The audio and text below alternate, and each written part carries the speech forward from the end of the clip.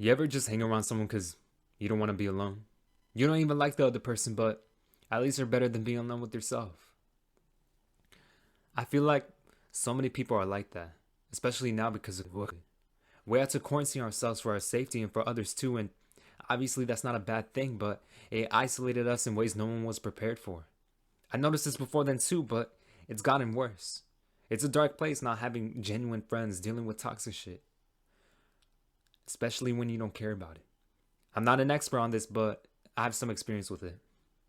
I'm only 20 years old and there's a lot I've yet to experience, but I think that a lot of people my age and those going through a transitional phase in their life, whether it be moving to college or getting scammed by the military, can relate to what I'm about to say. There's been a growing disconnect between people and we're starting to feel lonelier. Nearly 2/3 of American adults feel it and 79% of Zoomers feel it too. Prolonged social isolation can even contribute to heart disease, stroke, or premature death. And that's right, motherfucker, I did a little bit of research. And it ain't just us in the United States either. This shit, just like the pandemic, has been happening worldwide for a couple of decades now. Japan, for example, ranks number 7 for the most suicides in the OECD. But unlike the first 6 on the list, they rank hella low on the happiness scale, sitting at number 54. Isolation is the number 1 precursor to depression and suicide. We're literally killing ourselves because we're lonely. And it's a vicious cycle because when you're depressed, you isolate yourself. Now, I wouldn't say I was depressed myself, but I was definitely flirting with that toxic bitch last year. While I was doing research for this video, I found this documentary on YouTube, which I highly recommend watching it. But dude, Japan's fucking crazy. You can legit rent a girlfriend or just a person to be your family member. What the fuck? It's a legit fucking commodity. Should it be a commodity? Obviously there's a demand for it, but it heavily plays on people's emotions. How would you regulate it on a massive scale? They're monetizing your loneliness. I wouldn't be surprised if this becomes a thing in the United States within the next 5 to 10 years. Because we would want to capitalize on an artificial demand because we're opportunistic cloud demons. Damn. And even the suicide rate for Americans has been increasing too. And these are just pre-pandemic numbers, so you can only imagine how much worse it's gotten. And I feel like the pandemic tested a lot of people's relationships, of any kind. Because sure, you might have a lot of friends, but how many of them have you connected with or they connected with you? And how many can you be vulnerable with? Last year, I went from 1 to 0 to 7 in the span of like a week. But now I have the ability to open myself up to whoever I want to. Humans are social animals. Don't deprive yourself of genuine connections with other people. And if you feel isolated, talk to friends. You're not a bother. You're their friend too. And if the relationship ain't that deep or rich, then deepen it yourself. Let me sip my tea, man.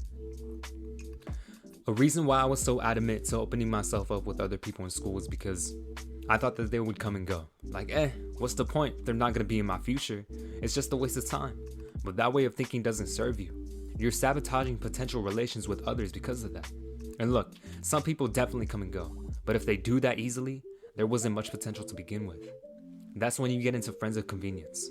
Like, the only thing I had in common with some friends back then was that I was in the same place with them at the same time, with no shared interests. I don't talk to those people anymore and they don't talk to me. But the people I talk to now, I make sure that there's a genuine connection. And not just a connection because we were put in the same room and had no one else to talk to. This is your brain. This is loneliness.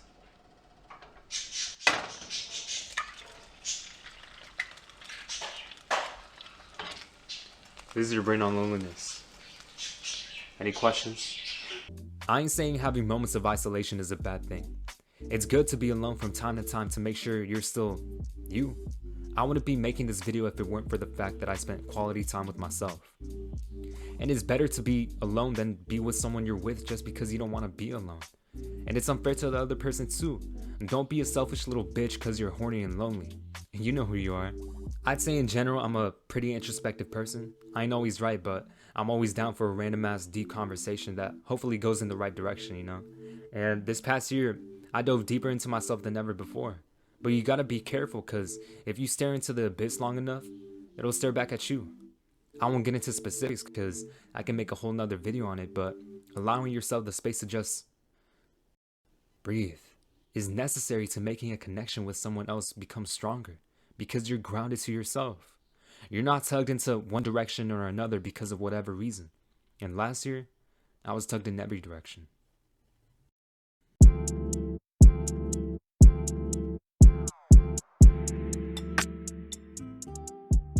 During February to May of 2020, I was in the trenches. I had just left my job that left me burnt out both physically and mentally, and I still had to recover and adjust financially.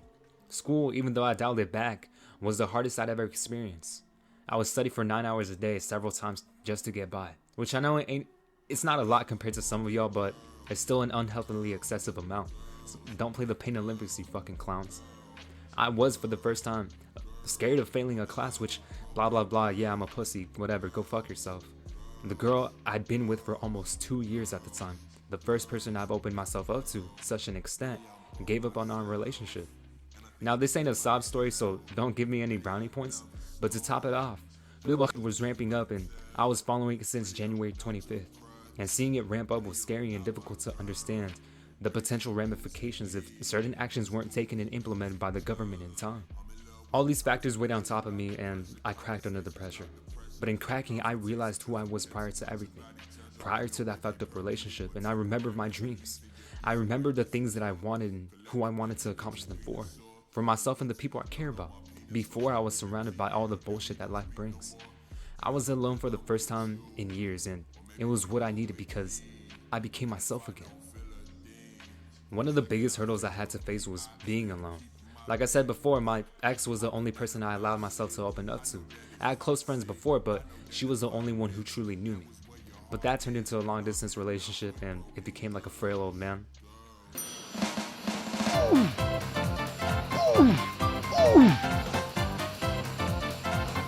And having no one to open up to that extent for the first time in a couple years, I was like, yeah, this shit fucking sucks.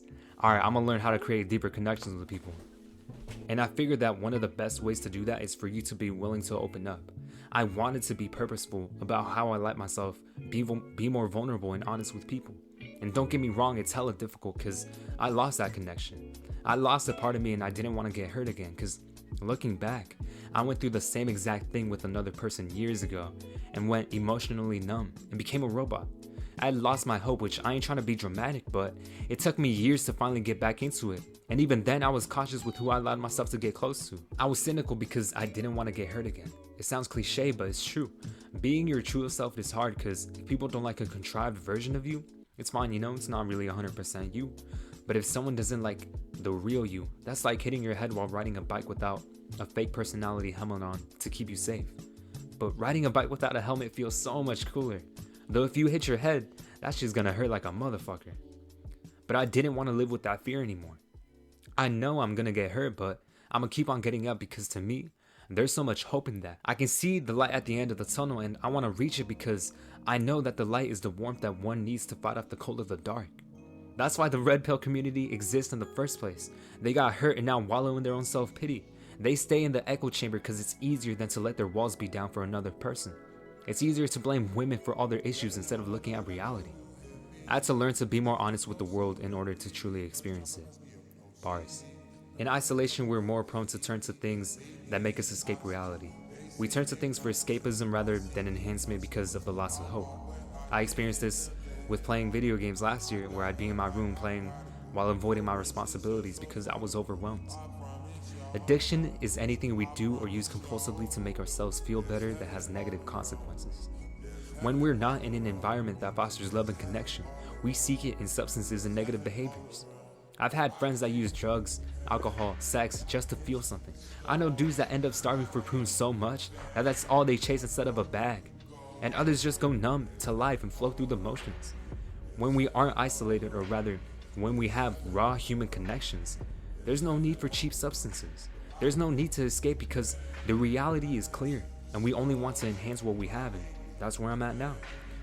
Loneliness kills when you lack a genuine connection with another person. It's hard to open up once you've been hurt, but it's better than the alternative, especially when at the end of it, you'll live a better life.